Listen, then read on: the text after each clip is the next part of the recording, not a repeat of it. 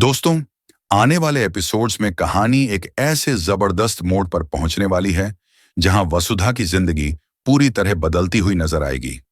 अब तक जिसे सबने एक बेचारी, गरीब और हालात से समझौता करने वाली औरत समझा, वही वसुधा अब अपनी चुप्पी तोड़ने जा रही है।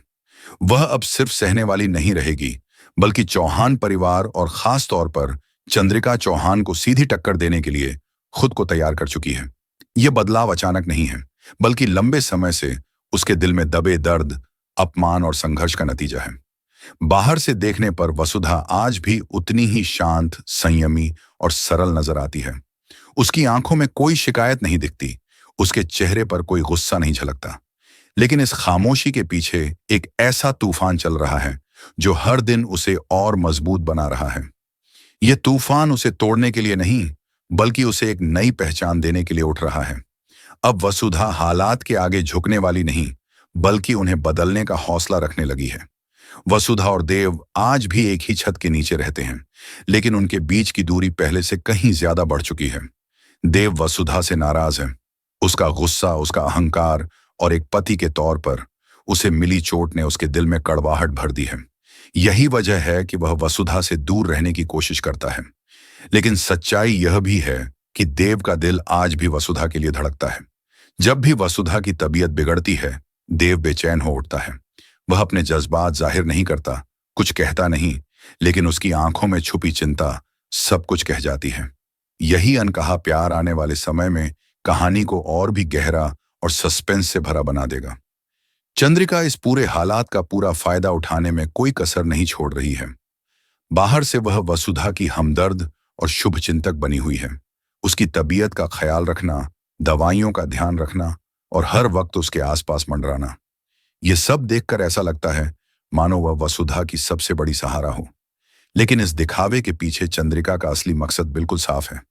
वह धीरे धीरे देव को अपने करीब लाना चाहती है और उसे पूरी तरह अपने कब्जे में एक करने की चाल चल रही है। हर पल, हर कदम सोच समझकर उठाया जा रहा है, ताकि देव के दिल में वसुधा के लिए जगह कम होती जाए। वसुधा यह सब साफ साफ समझ रही है। वह देख रही है कि कैसे चंद्रिका उसकी मजबूरी और कमजोरी का फायदा उठा रही है। लेकिन इसके बावजूद वसुधा चुप है। वह कोई सवाल नहीं करती, कोई शिकायत नहीं करती, क्योंकि वह जानती है कि यह सही वक्त नहीं है। अभी सच बोलने से हालात उसके खिलाफ हो सकते हैं। इसलिए वह खामोशी को ही अपना हथियार बनाकर सही मौके का इंतजार कर रही है।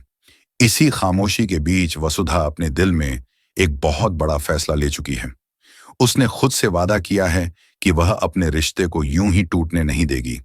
वह साफ कह चुकी है कि उसे पैसे नहीं चाहिए, उसे दौलत या शोहरत की कोई चाह नहीं है। उसे सिर्फ अपना पति चाहिए, देव चाहिए।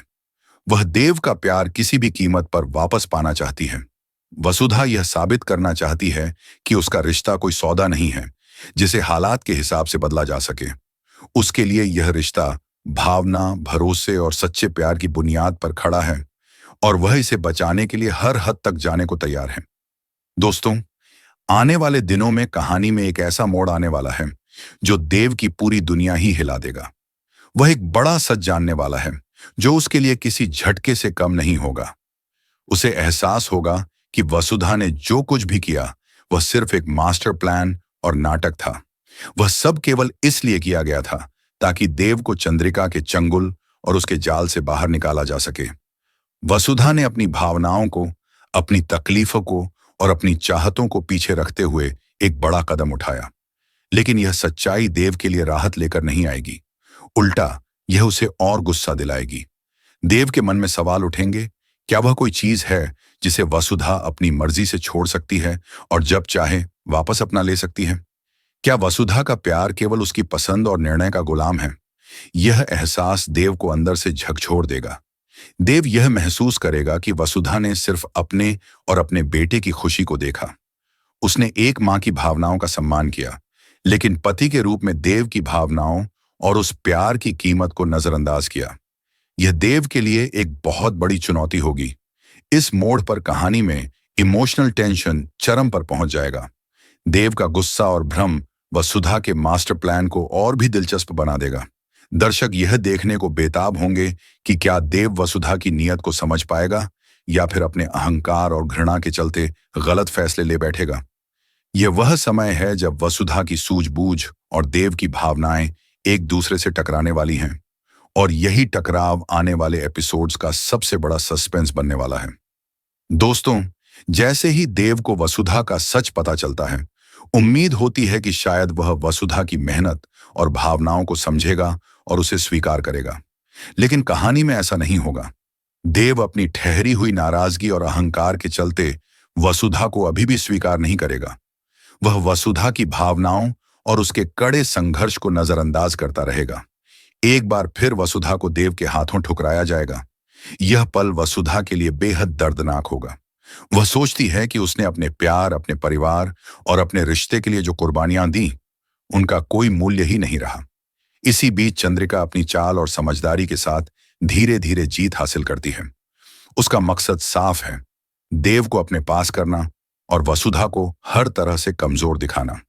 चंद्रिका की यह जीत वसुधा के लिए एक झटका साबित होती है, लेकिन यह झटका केवल भावनात्मक नहीं है, बल्कि उसकी योजना और आत्मविश्वास को भी चुनौती देता है। और जैसे ही कहानी आगे बढ़